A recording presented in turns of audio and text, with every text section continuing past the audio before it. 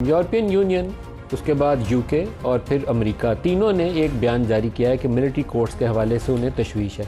उससे पहले अमेरिका की जानिब से पाकिस्तान के मिसाइल प्रोग्राम में जो कंपनियां जुड़ी हैं उनके ऊपर पाबंदियों का इतलाक़ भी किया गया। आज हमारे प्राइम मिनिस्टर की जानिब से भी एक बयान आया कि न्यूक्लियर प्रोग्राम के ऊपर कोई समझौता नहीं होगा।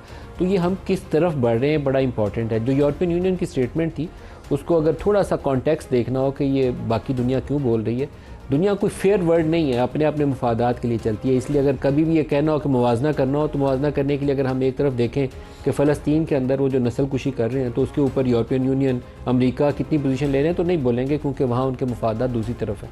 पाकिस्तान के हवाले से तीनों ने बयान दिया और यूरोपियन यूनियन की स्टेटमेंट के अंदर बड़ा वाज़ेह एक मैसेज था कि जो पाकिस्तान को तजारत के अंदर एक खुसूसी सहूलत हासिल है, GSP प्लस जिसको हम बोलते हैं, GSP प्लस में इंसानी हकूक़ की पासदारी जो है वो भी शामिल है और पाकिस्तान ने उसके ऊपर सिग्नेचर्स किए हुए हैं। हम उसके जो वो मेंबर ममालिक हैं उनमें शामिल हैं जिन्होंने उसके ऊपर साइन किए हुए हैं। तो क्या हम उसकी वायलेशन करते हुए उस GSP प्लस की जो सहूलत है उससे महरूम तो नहीं हो जाएंगे? ये सबसे पहला अंदेशा दिमाग में ज़रूर आना चाहिए, क्योंकि दो ऐसे आपकी डेस्टिनेशन हैं बरामदात के लिए, एक अमेरिका और दूसरा यूरोपियन यूनियन, जहाँ बेशतर हमारी टेक्सटाइल की प्रोडक्ट्स जा रही हैं और बाकी भी बरामदात का बड़ा हिस्सा इन दो मंडियों में जा रहा है। तो क्या हम उसकी वायलेशन में हैं और क्या सफारती महाज के ऊपर ऐसे चैलेंजेस हैं कि ये बयानात सामने आ रहे हैं? तो हमारे पास आज प्रोग्राम की मेहमान शख्सियत हैं, पाकिस्तान के साबिक सेक्रेटरी ख़ारजा हैं एजाज़ चौधरी साहब, वो हमें ज्वाइन कर रहे हैं। इसके अलावा स्टूडियोज़ में हमारे साथ हैं रियासत अली एजाज़ साहब और बैरिस्टर अकील मलिक साहब, दोनों को खुशामदीद कहता हूँ। लेकिन एजाज़ चौधरी साहब, आपको खुशामदीद भी कहूँगा और आप ही से प्रोग्राम का आगाज़ करूँगा। ये तीनों बयानात और पहले मिसाइल प्रोग्राम के ऊपर पाबंदियाँ, ये आगे पीछे मामला चल रहे हैं। क्या कोई नई ऐसी डेवलपमेंट है, कोई ऐसा स्ट्रेटेजिक डेवलपमेंट हो रही है जो अभी हमें नज़र नहीं आ रही? क्या हो रहा है? मेरे ख्याल में ऐसा इतनी भी तशवीश नहीं है। उसकी वजह ये है कि कम से कम जौहरी प्रोग्राम के हवाले से पाकिस्तान में मुकम्मल तौर पर यकजहती है। मेरा नहीं ख्याल पाकिस्तान में कोई भी ऐसा शख्स है जो ये समझता है कि ये ताकत हमारे पास नहीं होनी चाहिए, क्योंकि हमारे दिफाई निज़ाम का ये कलीदी हिस्सा है। अगर ये हमारे पास ना होती तो खुदा जाना अब तक मोदी साहब जो हैं वो जब सर्जिकल स्ट्राइक्स जो उन्होंने 2019 में की थी, अब तक कई दर्जन कर चुके होते। इस वजह से इसके ऊपर तो कोई समझौता नहीं हो सकता।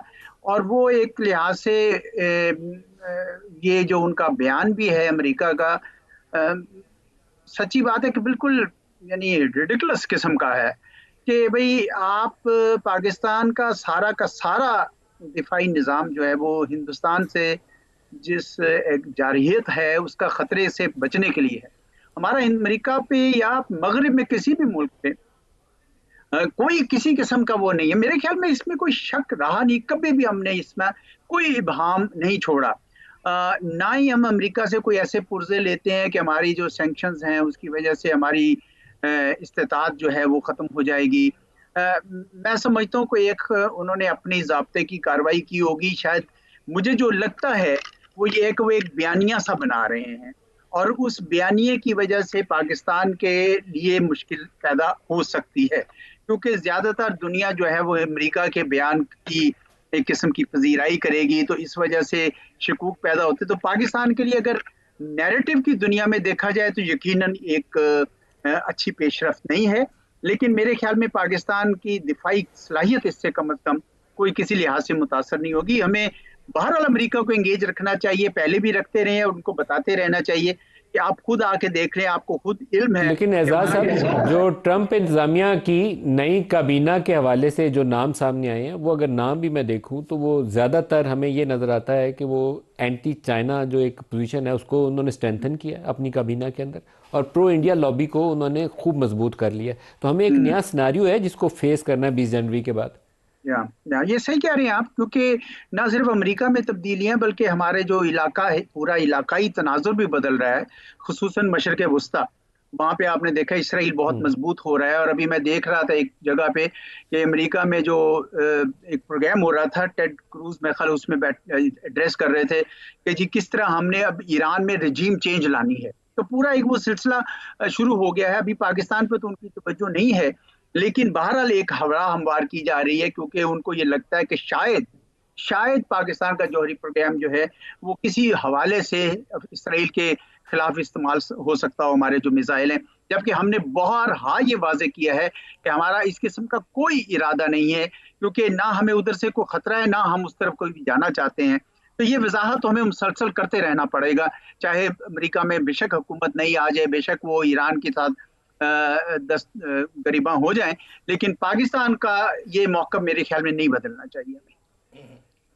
सर, मिलिट्री कोर्ट्स के ऊपर जो बयानात आए, यूरोपियन यूनियन का, फिर यूके का और फिर अमेरिका का, इसके ऊपर आपकी क्या राय है? तीनों के बयानात बड़े मजबूत बयान हैं और मसाइल का सबब बन सकते हैं। ह्यूमन राइट्स वायलेशन को बुनियाद बना के कल को कोई पाबंदी लगा दे, कोई जीएसपी स्टेटस विड्रॉ कर ले, तो फिर तो हमारे लिए बहुत बड़ा चैलेंज होगा।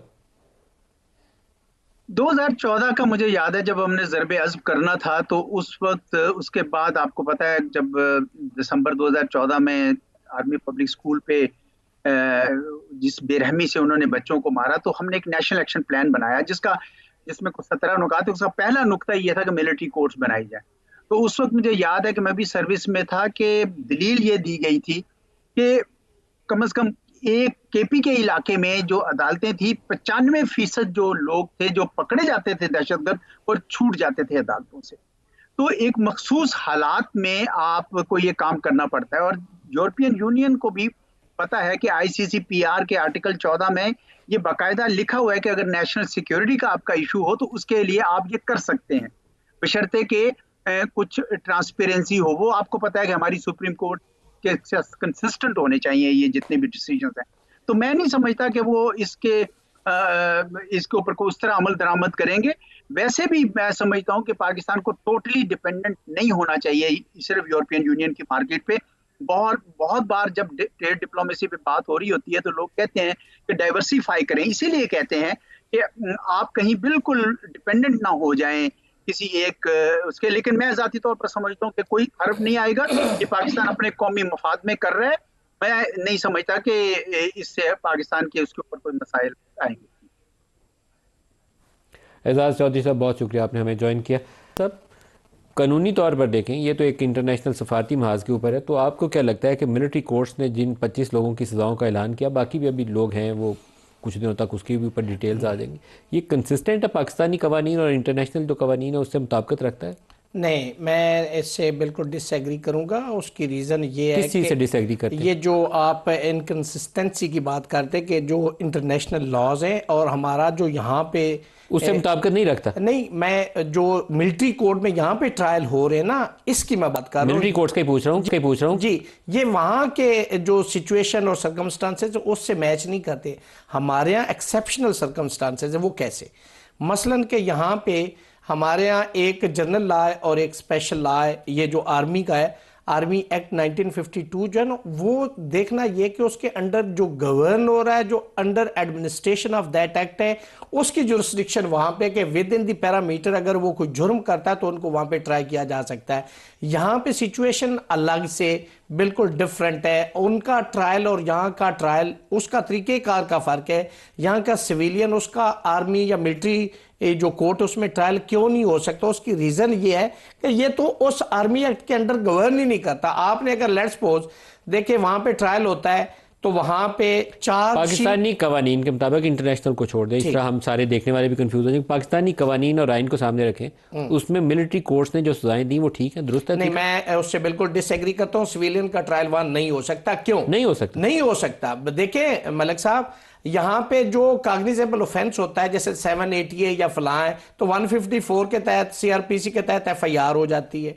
उसके बाद फिर उसका 173 के तहत रिपोर्ट आता है, प्रोसिक्यूटर जो है वो सबमिट करता है, और फिर वहां पे जो जुडिशल मजिस्ट्रेट होता है, वो चाहे 302 का हो चाहे किसी भी, वो वहां उस कोर्ट में आता है। और वो कोर्ट अगर तो ट्रायबल बाय दैट कोर्ट है तो वो चलान या रिपोर्ट 173 अपने पास रख लेती, जिसके अंदर सारी एविडेंस होती है, गवाहान की फहरिस्त होती है। और उसके बाद अगर उसके ट्रायबल ना हो तो 190 सीआरपी से उसके तहत वो पुटअप कर देती, सेशन के पास चला जाता है। और फिर अगर सेशन ट्रायल है तो फिर जिस कोर्ट में वो रिपोर्ट जाएगी, वो एविडेंस देखेगा, पहले देखेगा कि ये प्रोसीडेबल है, वो उसका चार्ज फ्रेम करेगी और फिर गवाहान को इस्तगासा को तलब करेगी। ये तरीकेकार है। एक चीज जो वहां पे ट्रायल होता है उसके अंदर फर्दे जुर्म ही नहीं होती, वहां पे जजमेंट ही नहीं होती, वहां पे गिल्टी और नॉन गिल्टी का कॉन्सेप्ट है। अब जो जजमेंट होती है वो रीजंस ऑफ द डिसीजन होती है। तो मैं समझता हूं जो आर्टिकल 10A है एक, तो उसके हवाले से